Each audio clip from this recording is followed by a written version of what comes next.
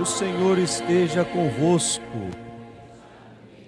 Proclamação do Evangelho de Jesus Cristo segundo Lucas.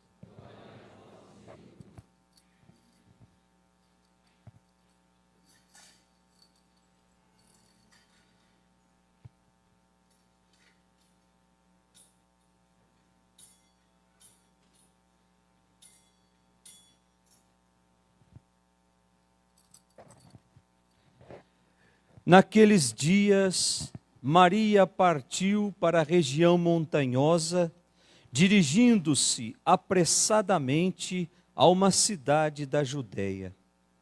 Entrou na casa de Zacarias e cumprimentou Isabel. Quando Isabel ouviu a saudação de Maria, a criança pulou no seu ventre. Isabel ficou cheia do Espírito Santo. Com um grande grito exclamou: Bendita és tu entre as mulheres, e bendito é o fruto do teu ventre. Como posso merecer que a mãe do meu Senhor me venha visitar? Logo que a tua saudação chegou aos meus ouvidos, a criança pulou de alegria no meu ventre. Bem-aventurada aquela que acreditou, porque será cumprido o que o Senhor lhe prometeu. Palavra da salvação.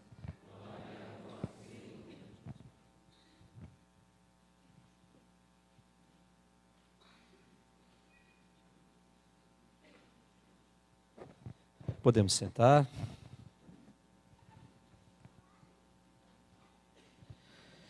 Caríssimos irmãos,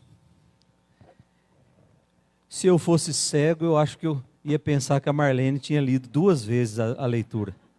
Ela com a irmã tem a voz muito parecida.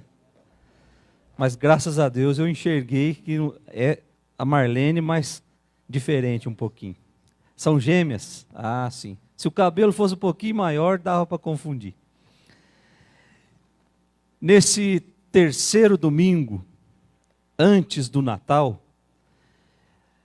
a palavra de Deus que nós acabamos de ouvir nos propõe um caminho capaz de nos levar a uma realização completa.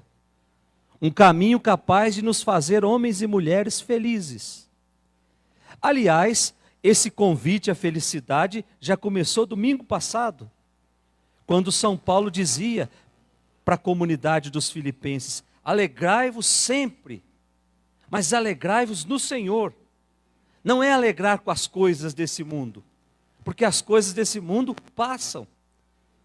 Quando a gente se alegra em Deus, é uma alegria que dura a vida toda. É uma alegria que faz com que diante das dores, diante do sofrimento, diante das perseguições, eu sinta a presença transformadora de Deus na minha vida.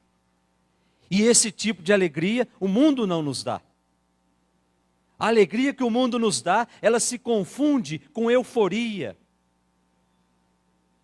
E a alegria que vem de Deus é uma alegria que vai acompanhar o cristão até o último dia da sua vida.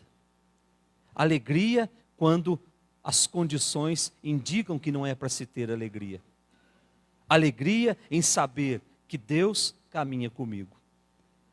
A primeira leitura que nós ouvimos hoje foi tirada das profecias de Miqueias, o capítulo 5. Só para a gente entender bem, essa primeira leitura ela foi escrita 800 anos antes de Cristo. E o profeta Miqueias, ele era um agricultor, ele vivia no campo. Portanto, ele conhecia muito bem a realidade do seu povo. E as cidades que rodeavam o campo eram cidades que tinham fortes fortalezas militares. Portanto, era uma cidade protegida. Só que esses militares, ao invés de zelar pelo povo, eles começam, junto com os funcionários do rei, começam a provocar violência no meio do povo. Começam a roubar o povo. Começam a obrigar o povo a trabalhos forçados. E tudo isso com a justificativa de que Deus está conosco, Deus está do nosso lado. Ou seja, usando Deus para explorar o outro. Então, nesse contexto, surge o profeta Miqueias, que nós podemos dividir em duas partes, o livro do profeta Miqueias. Talvez seja esse o exercício que a gente faça amanhã, antes do Natal, ler o livro das profecias de Miqueias. Do capítulo 1 até o capítulo 3, vocês vão encontrar que Miqueias denuncia os graves erros, os graves pecados de Israel, sobretudo os pecados sociais, em que ele vem denunciar essa tal teologia da opressão, em que eu uso o nome de Deus. A gente está vendo aí um tal de João aí, que de Deus não tem nada, que usava de Deus para fazer o quê? Todo mundo sabe. Portanto, usava o nome de Deus para explorar os outros. Nesse caso, explorar da pior forma possível. Como é que a gente olha para um traste desse e a gente enxerga Cristo ali, gente? É o mal disfarçado no nosso meio. É o mal que vem criando raízes e nós vamos alimentando essas raízes. E aí elas vão se afundando, elas vão crescendo, e dali a pouco a gente não consegue mais. Tentou calar mais de 500 mulheres, quantos anos? Portanto, o encardido, ele continua agindo no nosso meio. E às vezes em forma de ajuda aos outros. Às vezes em forma de cura aos outros. E quando a gente procura uma ajuda assim, é porque a gente já chegou lá no fundo do poço. É porque nós acreditamos somente agora em Deus. Porque a medicina já está falhando. E aí nós vamos procurar ajuda e encontramos um monstro lá do outro lado. Que ao invés de nos ajudar, explora. Portanto, nós podemos chamar isso de teologia da opressão, em que eu uso o nome de Deus.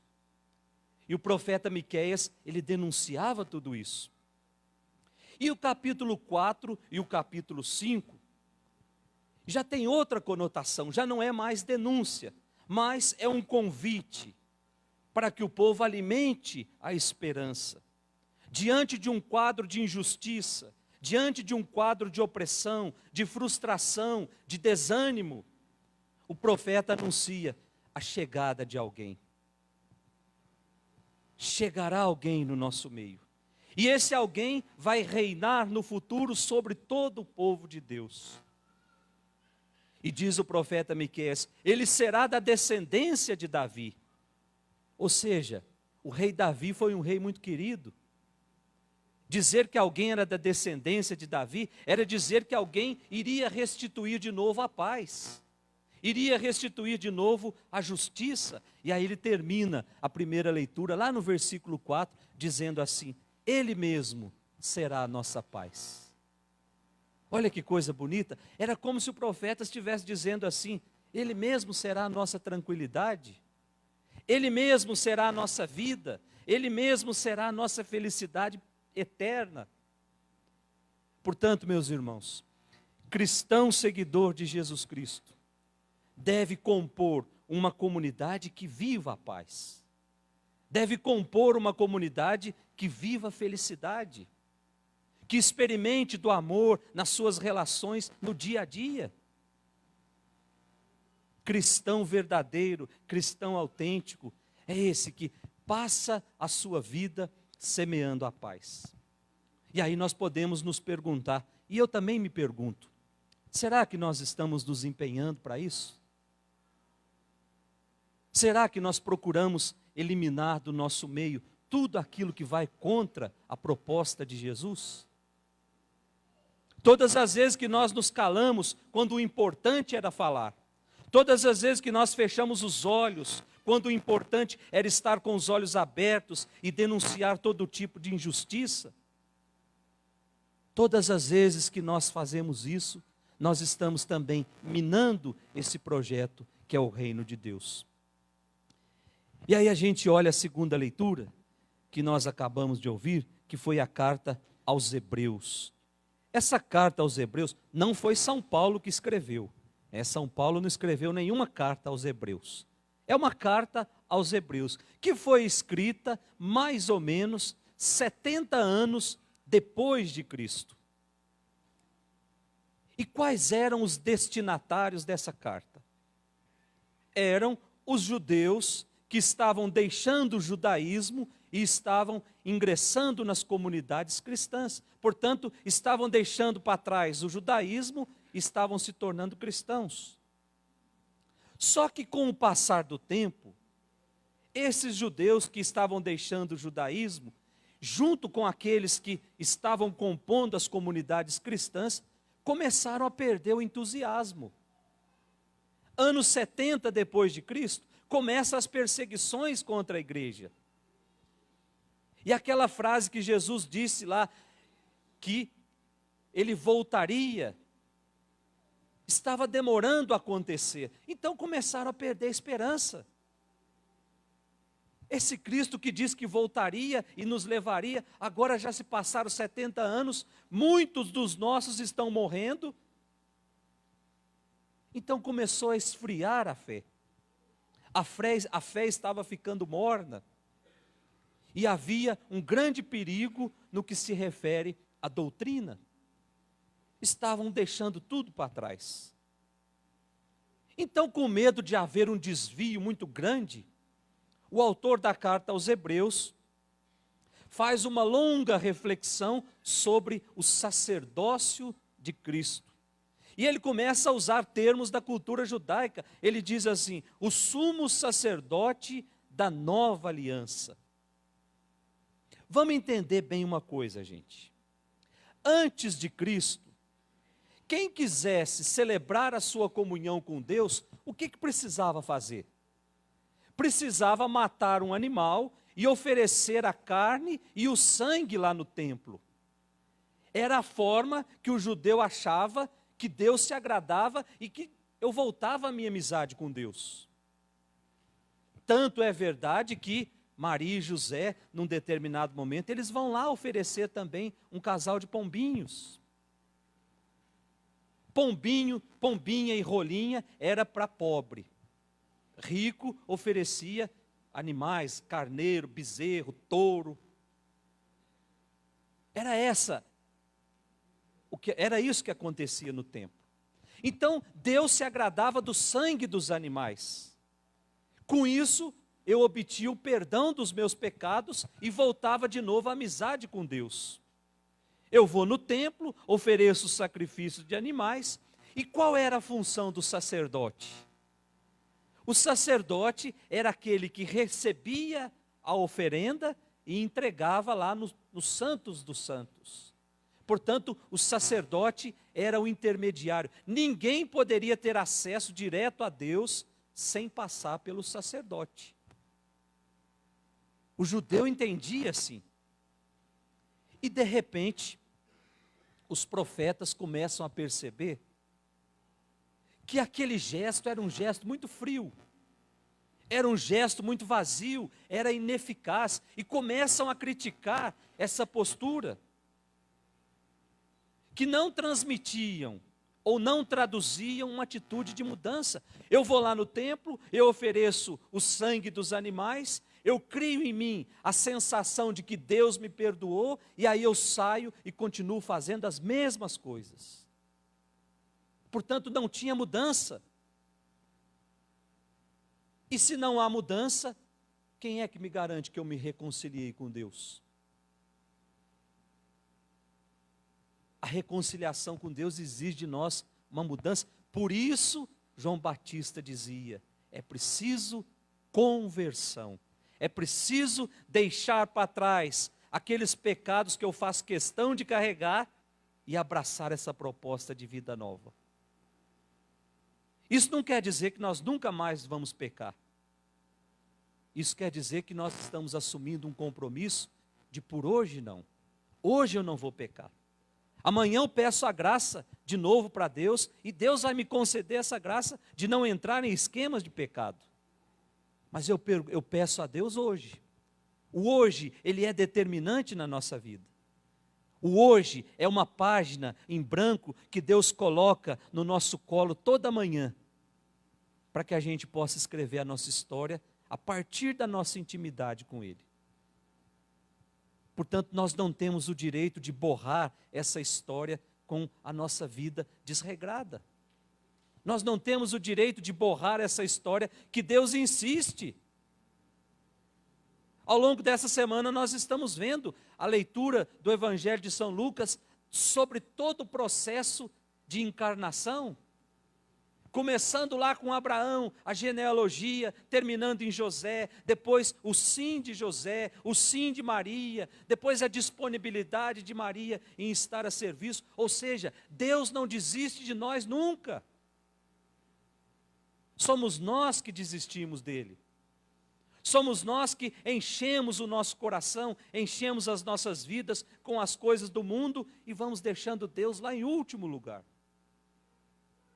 Ele quer, Ele deseja ocupar um lugar de destaque na nossa vida.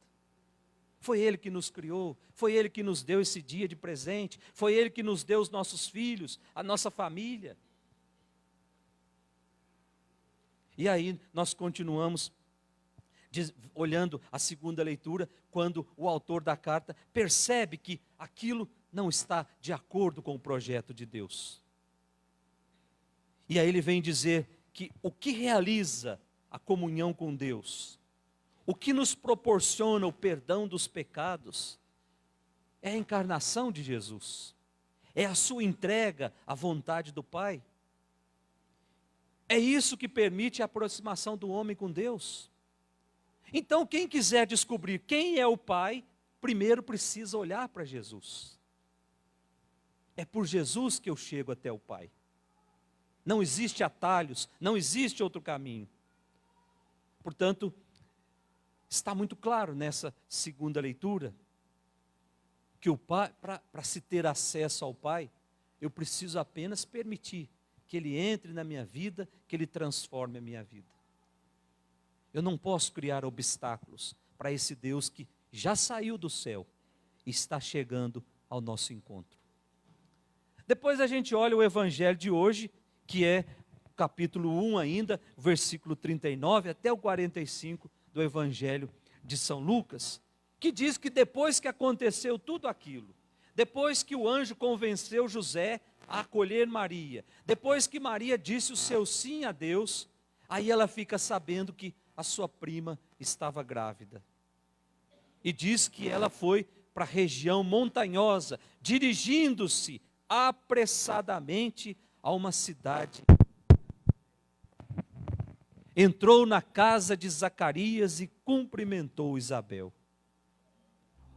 E aí o que aconteceu com a criança que estava dentro do útero de Isabel? Pulou de alegria. Isso é muito significativo para nós. Quem está diante de Jesus não tem motivo para ficar triste.